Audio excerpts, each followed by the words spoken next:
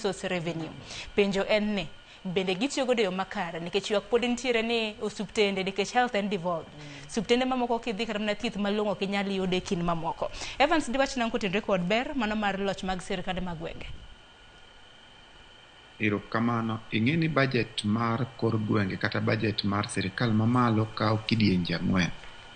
Kidieny mokwongo en formulation, en kaka paro mikelo michoko gi county executive committee member matieki basto paro gi duto itere county assembly, gibedo approved, koro after approval by the county assemblies, aneno ka implementation chakore kaka itiyo gi pesa gi e migawo mopogore opogore.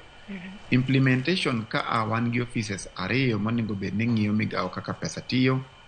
Mokwongo en the control of budget matimo budget implementation.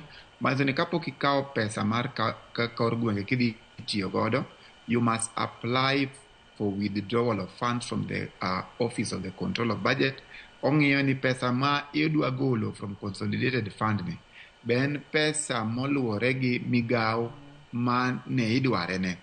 Ka the control of budget ose approve pesa ni mo bedo withdrawn mo tere counties, onego bed ni pesa ni ichulo godo services ma owinjore kaka ne obedo approved.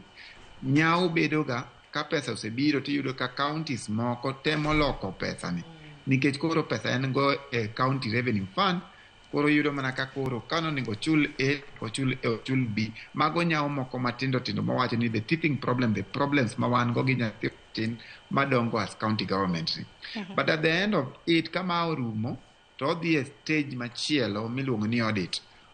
Audit koro iluongo the office of the auditor general be dwaro ng'iyo kaka pesa chan notiyo. They are expected ni by around 30th of September gikawo report gi kaka gitiyo gi pesa ni to gimiyo office of the auditor general be ng'iyo.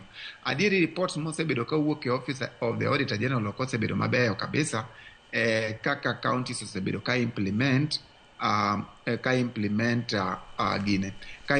budget magi gi services ma giyudo ka nitie nyao koni gi koni. Koro to chutho iyudo ni kata kosebedo marach to gin gi categories mag report kata opinion manyalo bedo ang'wen. Maro auditor general miyo counties moko an qualified opinion manyiso ni nitie county ma osebedo ka tiyo gi pesa gi e yo maber kaluwore gi chik. Mar ariyo gin ga gi qualified opinion ni kata kobedo ni achiel ariyo adek ok beyo to ne gitiyo go e rang'iny marom kama. Then nitiere jok manigi adverse opinion kata disclaimer manyiso ni counties motiyo gi pesa gi e yore ma ok ber ahinya.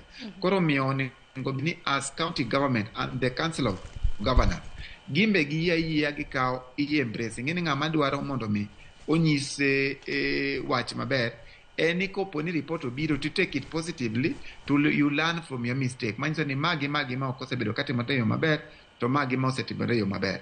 To chutho adwa wacho ni kata kobedo ni wadwa ng'iyo mana audit kata implementation ma osebedo katimore e sirkende mag kor gwenge, to wang'iye wing achiel kendo ma national government. Adieri counties ok onego kwa pesa mang'eny ni obede kor gwenge.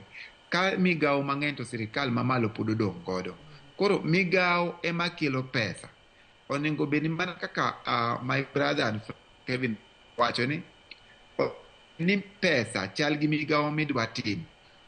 Migawo ma sirkal mamalo mako malo boduok piny.